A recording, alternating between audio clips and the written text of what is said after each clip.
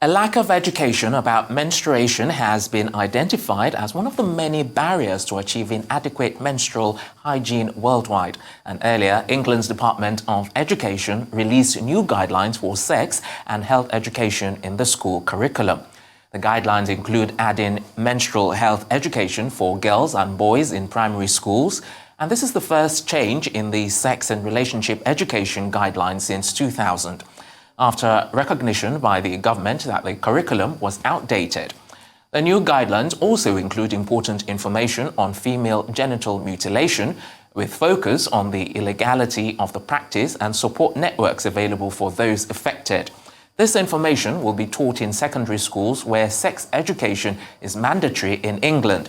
And joining us to discuss menstrual education and wellness is ADESHOKAN, founder of MYMENSES.org, the company, which is a girls and women initiative in the UK and Africa, delivering menstrual education to adolescent girls, advocating for access to free menstrual products to girls from poor and marginalized communities, and promoting sustainable solutions to alleviate period poverty globally.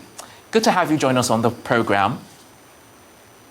Good afternoon. Thank you for having me. For joining us. All right, let's start with your assessment, of menstrual education here in Nigeria. What are your thoughts? I luckily was in Nigeria this time last year, delivering menstrual health workshops to schools in Abuja. There's definitely a lack of menstrual education. A lot of the girls we spoke to, we went to 5 schools. We spoke to about 750 girls. And even though a lot of them know the biology, they do not really understand. We believe there's a gap in knowledge of menstrual education. A lot of them were asking questions that you would expect conversations to have already been had with their mom. But we found out that there was a large gap in knowledge. So I think in Nigeria, based on what we've done, our feasibility studies, there definitely is a lack of menstrual education. And I think it's something that the schools should look at, the government should look at, and obviously this would definitely help. I believe when you're well informed, you're able to understand your body, you're able to understand your menstrual cycle, and you're also able, with premenstrual symptoms and things leading to menstrual health issues, you'll be able to deal with it.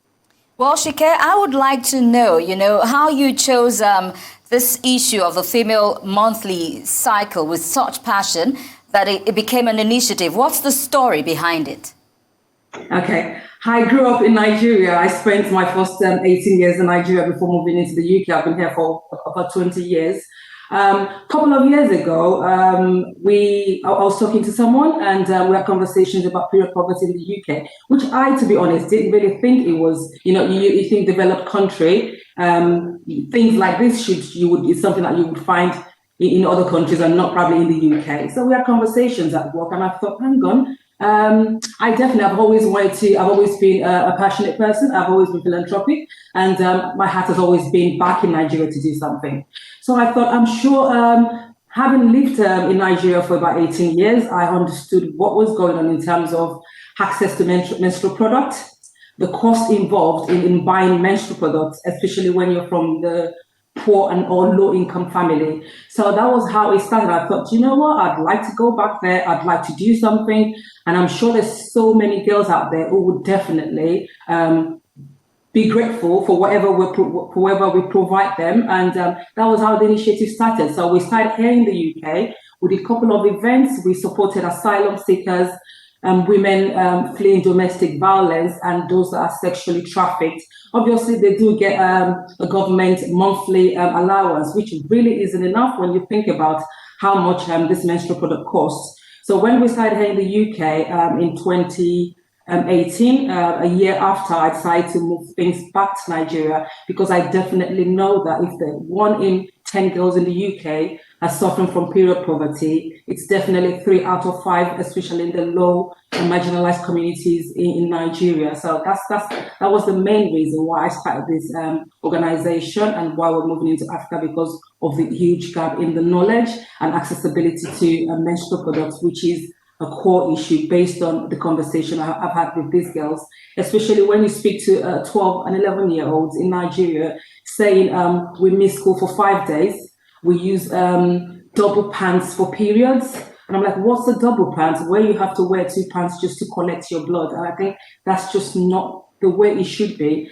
Everyone's got fundamental rights to, it's a human right for you to have menstrual protection, because obviously this is not a choice. This is something that we have to live with. And it's a beautiful story that you've given us regarding how you got into it. But let me say, would it not be more appropriate, you know, for the menstrual education itself to be undertaken by 1, a parent, 2, a relative, and 3, a guardian, instead of organizations like yours? Don't get me wrong, I'm not being critical. I'm just saying that would be the thoughts that some people would have. I agree with you, and that's why we're trying to educate parents as well. So it's not just about educating these girls. The first education comes from a parent, a guardian as well. So that's what we're educating people. It's not just about the kids. We will have to do a parental kind of training and workshop where, especially now where the body's changing, we've got girls starting as early as 8, 9, 10 years old. So and that's part of what we're doing. If you educate girls earlier on, prior to them even starting, they're well informed. So absolutely, you're correct. And that's what we're trying to do. Speak to parents as well as trying to educate the kids. Because obviously, for example, I have a 17-year-old daughter, and she started up when she was 10 on a school trip. I had not explained to her, I had not, informed her of what she needed to do. She's just going to go there. And we'll also talk about the shame and the stigma of leakage of youth staining. And so those are the main things why parents are definitely the number 1 person to have conversations with. And also when I was in Nigeria last year, a lot of these girls said they found they had discussing things like this with their parents. I'm like, it's something that we should open up as well, because they think, oh, once you start your period, you want to be sexually active. And that's not the point. These girls need a lot of guidance. It's not just about, slapping on your pad and that's fine. They need to understand what happens monthly. They need to understand what PMS is. They need to understand when their periods are irregular. They need to understand what color of the blood is, so that this helps as well with cases where people have got PMDD, when they've got endometriosis. Once you understand this, you're able to understand what your monthly cycle is, and when things are wrong, you can easily pick things up. So you're absolutely right. It starts from the home, and we're advising parents to start this conversation early. And let's ask you very briefly now, on how viable has it been selling the prospect of provision of sanitary towels to public schools? How viable has it been to governments you have approached? In terms of approaching the government, we're actually working to do that now. We've been self-funded for 2 years. So now we're asking corporate organizations, we're asking the government or state governments to kind of support us, because I believe that we can go into schools. It's a lifelong conversation. You would have your period for at least 40 years of your life. So this isn't just a one-off. This isn't me coming to Nigeria last year, February, and not returning back again. Obviously, COVID's been a major barrier, and hopefully later on this year, when the vaccine and everything's in place, we will be able to come back. So this is something that we have to do regularly. We have to make sure that when we're going into these schools, these kids are informed. We're appointing teachers, like in the UK, where you'd have people talking to them about puberty, about sex and things like that. We need to have dedicated teachers or school nurses that these kids can come to. We have to have provision. We have to have things in place. I went to a school in the Buhari area, and luckily, fantastic head of school. He had a little supply, even though there wasn't much. But you've got kids who during school hours. All right then, Chike. Chike, I'm afraid we're going to have to leave it there. But thank you so much. You've shown so much passion for these subjects. Thank you so much.